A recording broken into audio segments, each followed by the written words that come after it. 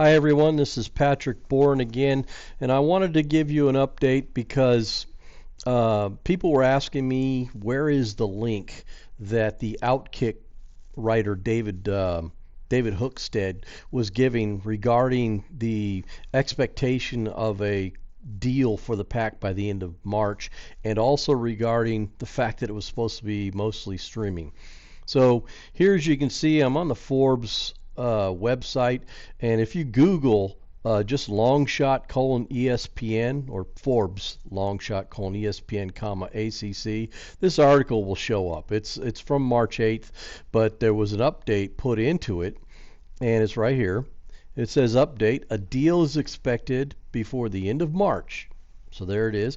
Apple TV Plus, Amazon Prime Video, and ESPN are all in the mix, with the majority of the games expected to be streamed. But things are fluid and might change. So that means this isn't definite, but the fact that he was quoting from this article is showing you that this is kind of what their sources have told them. And this is Forbes, and this is Outkick. These are media outlets. So it's not like it's just some like me coming up with stuff in the, as a regular person coming up with stuff off the cuff. These are media people, and I know people have slammed Dennis Dodd and others for coming up with articles that sound anti-PAC. Well, number one, I'm not anti-PAC. If they survive, great, because it just makes the rest of the P5 teams that much more stable.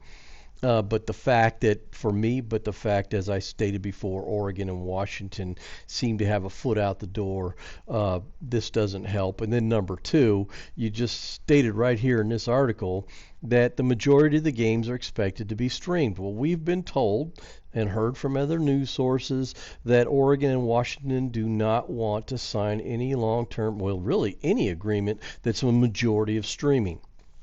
And here it's saying that. So this is where I began to wonder how true those statements about heated debate in the PAC meeting earlier, last week. The heated debate was probably because, man, dude, you brought us a deal that is majority streaming, and we specifically told you that Oregon and Washington would not sign such a deal. I don't know. I'm just stating that, maybe that's why there was heated debate. And it's also probably why the Four Corner schools have reached out to the Big 12.